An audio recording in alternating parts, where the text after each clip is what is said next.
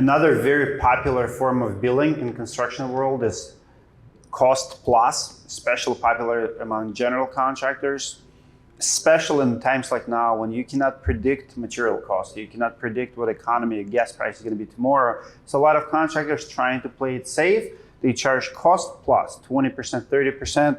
Your take on that billing to insurance company? Yeah, my clients owe the competitive price to fix damage at the time of the loss, all right, or shortly thereafter. All right, so I don't have a problem with a cost plus contract. Again, I'm not smart enough to understand all the differences. I view it as very similar to a retail bid or a lump sum bid. All right, it is a contractor actually telling us what they spent to replace the roof. And as all of you know, our ultimate payment obligation is the amount actually incurred to replace the roof. So under a cost plus contract, if you come to me and say, here's what I paid the labor guy, here's what I paid the material guy, all right, here's my plus, you give that to the insurance company. Now I know we're going to argue at times about what the plus should be, but as long as it's in the same ballpark, all right, as what the insurance company comes up with Xactimate, all right, I'm going to advocate to my clients that they pay it. But you've got to provide them proof. All right, there's all this stuff about, do I have to turn over my subcontractor invoices? I'm sorry, but you do. All right, and under Texas law now, under the Whitestone decision, a federal district court upheld by the Fifth Circuit, all right, we have the right to ask for the subcontractor invoices that establish then in turn the amount actually incurred.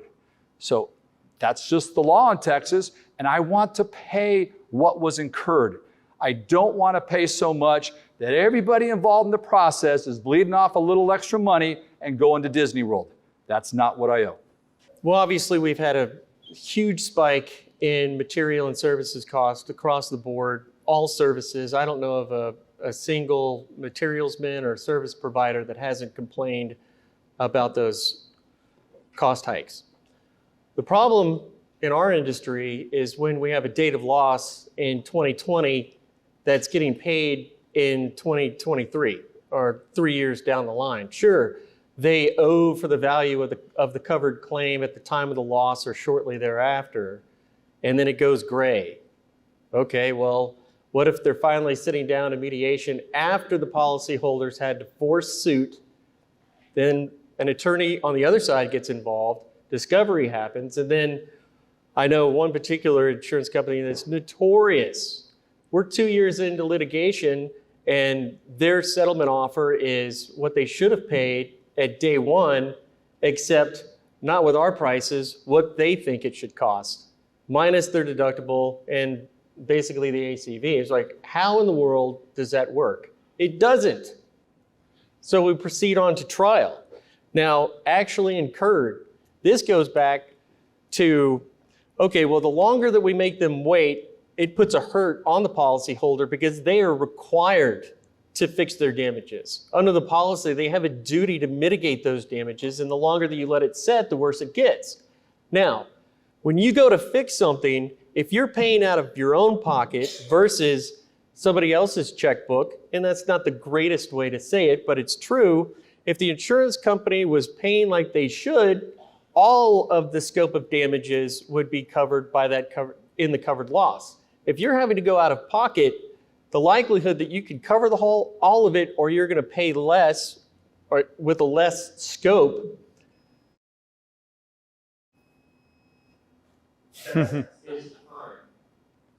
Dimitri, if I may, and I'll be real quick. I'll be quick on this issue.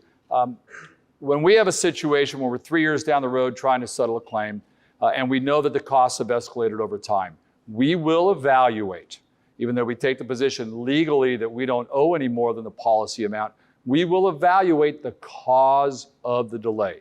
We're mindful of that in our matters in our office.